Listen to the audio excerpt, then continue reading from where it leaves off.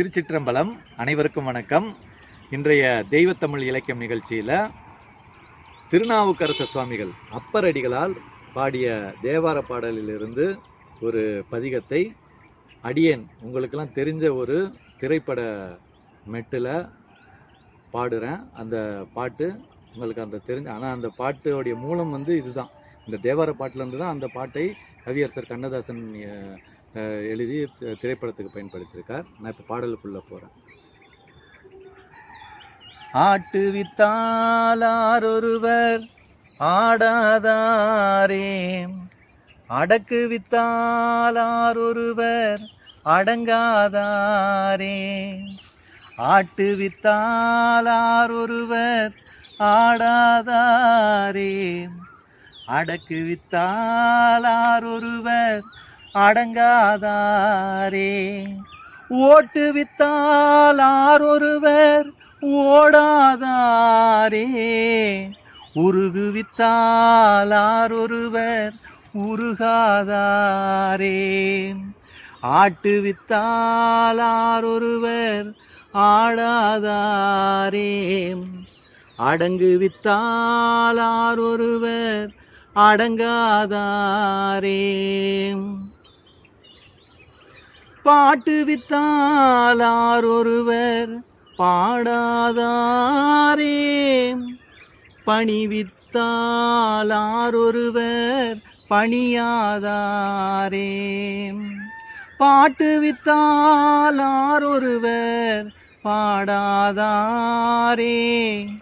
பணி வித்தாலார் ஒருவர் பணியாதாரே. காட்டு வித்தாலார் ஒருவர் காணாதாரே, காண்பாரார் கண்ணுதலாய் காட்டாக்காலே. காண்பாரார் கண்ணுதலாய் காட்டாக்காலே. திருச்சிற்றம்பலம்.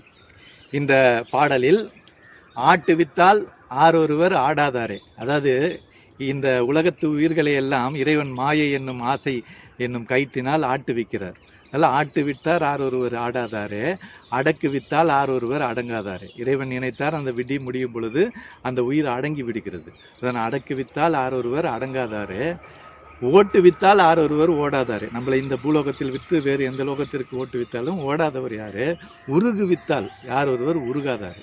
ஆனால் இந்த ஜென்மத்திலேயே நாம் இறைவனை அடைய வேண்டும் என்ற அந்த உண்மையான மெய்யுருக்கத்தை அடைய வைத்தாலும் அது அவனுடைய செயல்தான்.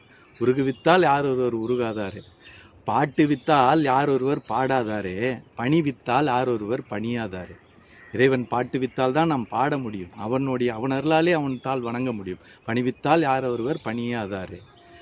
காட்டு வித்தால் யார் ஒருவர் காணாதாரே. அந்த இறைவன் நமக்கு காட்டினாதான் அது அவரை நாம் அறிய முடியும், அந்த அருட்பெரும் ஜோதி மெய் உண்மையை. நான் காட்டு வித்தால் யார் ஒருவர் காணாதாரே, காண்பாரார் கண்ணுதலாய் காட்டாதார். அவருடைய அருள் எல்லாம் அவராக இறங்கி வந்து காட்டவில்லை என்றால் அதுதான் அவன் அருளாலே அவன் தாள் வணங்கினான். அவனாக நம் மீது மகா பெரும் கருணை கொண்டு இறங்கி வந்து காட்டினால்தான் நம்ம இறைவனுடைய அந்த திருவடியை பற்ற முடியும்.